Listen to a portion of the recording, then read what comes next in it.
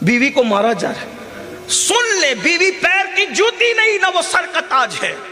ہمارے مذہب میں یہ ہے اللہ نے بیوی کو انسان کی بائیں پسلی سے پیدا کی، ہر چیز کے لیے دائیں کو پسند کیا اور بیوی کی پیدائش کے لیے بائیں کو پسند کیا. حکمت یہ ہے کہ بائیں طرف دل ہوتا ہے، دل.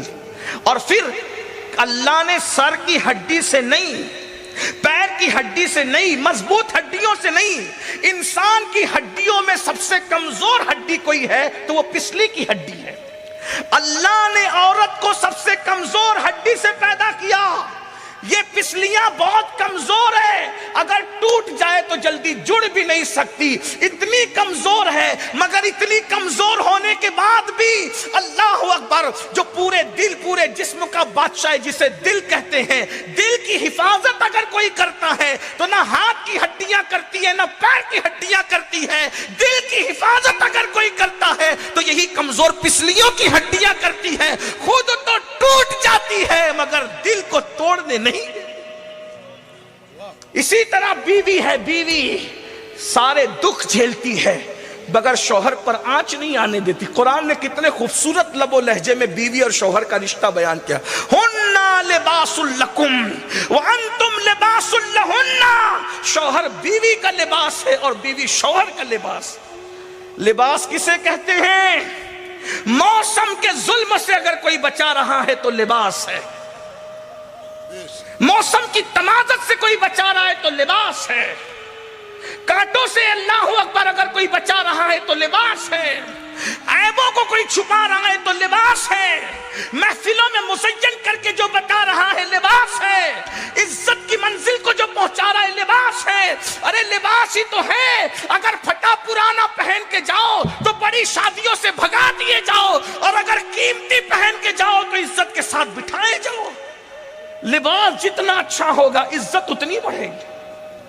اور آج کے ظاہری دور میں تو اور زیادہ ہے.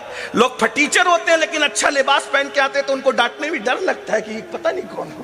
اسی لیے چور لوگ بھی اکثر قیمتی لباس میں آج پاکٹ مارنے کے لیے گھومتے تاکہ شک نہ ہو. تو لباس اچھا تلاش کرو کیونکہ بیوی لباس ہے شوہر کے لیے اور شوہر لباس ہے بیوی کے لیے. لباس کا ایک بڑا کام ہوتا ہے چھپا لینا. چھپا، جو شوہر بیوی کے عیب نہ چھپا سکا وہ سچا شوہر نہیں ہے، اور جو بیوی شوہر کے عیب نہ چھپا سکی وہ سچی بیوی نہیں ہے. تو بہرحال بائیں پسلی سے، دل کے قریب کی پسلی سے. اور یہ بھی حدیث پاک ہے، جس نے کسی نے اپنی بیوی کو گالی دی، فقیہ ابو اللہ سمرقندی اپنی کتاب میں لکھ رہے ہیں، جس نے اپنی بیوی کو گالی دی پہاڑ برابر بھی اعمال لے کر کے آئے گا تو اللہ اس کو جہنم میں داخل فرمائے. آج تو بیوی کو گالی دینا کوئی عیب ہی نہیں، یہ ماں بہن کی تولتے رہتے ہیں.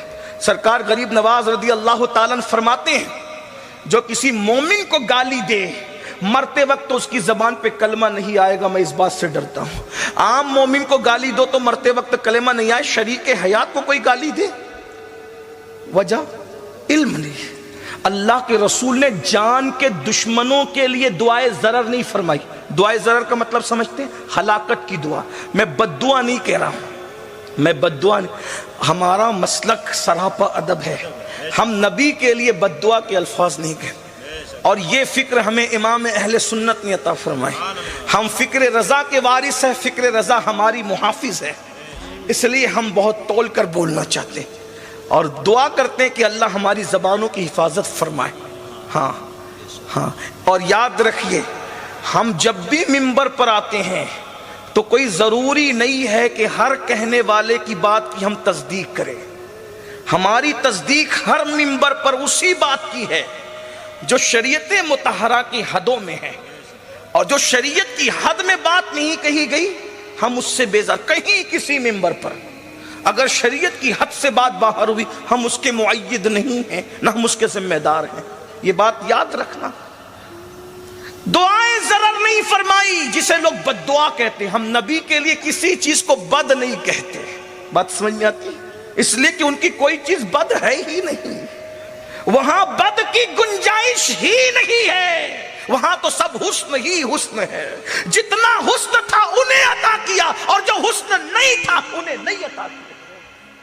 یہ حضور کی شان ہے صلی اللہ علیہ وسلم. تیرے تو وصف اے बे तनाही से है बरी, हैरान हूं मेरे शाह मैं क्या क्या कहूं तुझे। मेरी कौम के जवानों बीबियों पे जुल्म करने वालों, उन्हें मारने वालों, उन्हें पीटने वालों, ध्यान से सुन लो, तनदान शहीद करने वालों के लिए हलाकत की दुआ नहीं की।